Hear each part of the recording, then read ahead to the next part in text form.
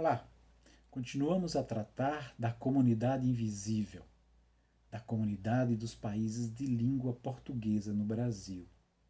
Esse é o nosso segundo vídeo e nele vou abordar resumidamente a questão das lusofonias. Sou Christian Góes, jornalista, mestre e doutor em comunicação. Vamos lá? Bom, numa dúvida de que a expressão lusofonia pode nos conduzir a um sentido de unidade, ou seja, a um conjunto de povos que estaria unido por um elemento central, nesse caso, a língua portuguesa. No entanto, a ideia de lusofonia é muito mais complexa do que isso, porque a língua não é o único modo de gerar unidade. Existem outros encadeamentos culturais, políticos, econômicos, religiosos. A língua atravessa e é atravessada por relações sociais para além dos muros, das fronteiras, dos oceanos, dos continentes. Ao recorrermos à ideia de lusofonia, é fundamental então considerar as suas inúmeras possibilidades, libertando-a de um conceito e de preconceitos que a aprisionam nela mesma, em imaginários de colonialidade, numa expressão do Aníbal Quirrano. Vejamos, que ideia tem um brasileiro sobre a lusofonia? O que pensa um português sobre ela? Os timorenses se enxergam como lusófonos?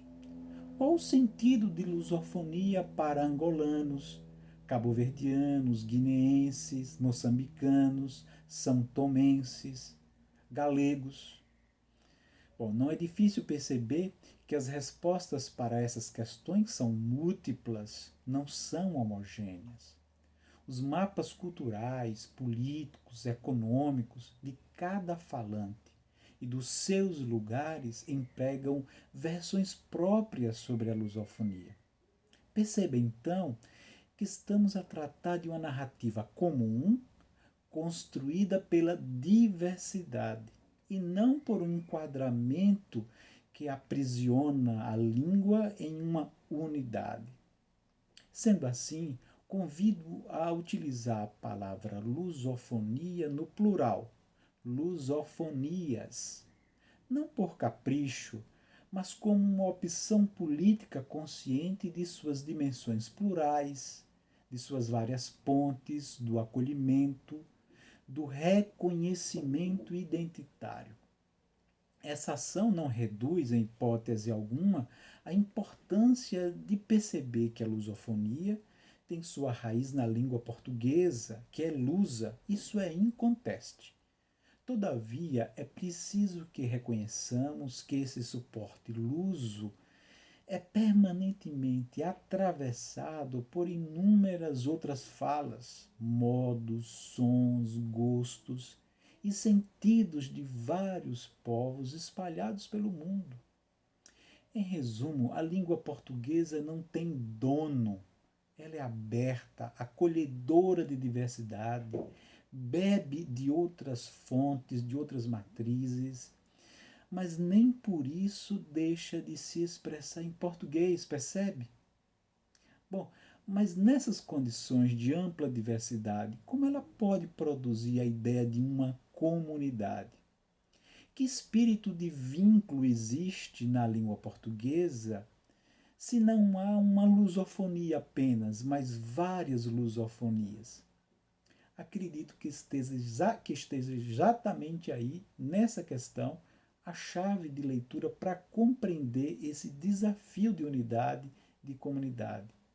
São exatamente as diversidades, as pluralidades que nos unem em torno de uma qualidade cultural necessária e que mantém viva a ideia de experiência de uma casa comum. Nós não vamos nos enxergar como comunidade lusófona em razão da imposição de uma suposta unidade linguística.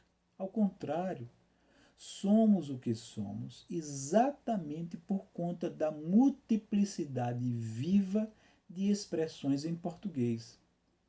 A riqueza da diversidade é que nos faz unidade, mas é preciso reconhecer esse movimento.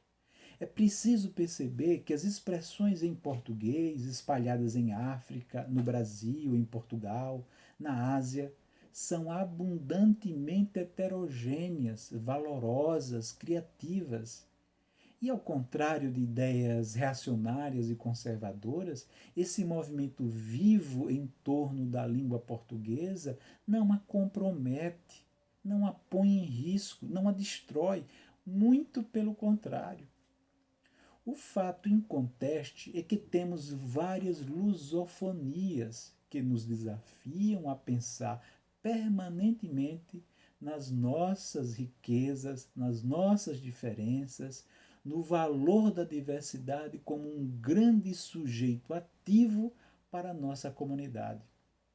A tragédia desse processo é que nós, no Brasil, em um lugar, claro, de potência para essa experiência comunitária, nós não nos reconhecemos como membros dessa comunidade de povos de língua portuguesa. O porquê disso? No próximo vídeo, continuamos discutindo essa questão. Até lá!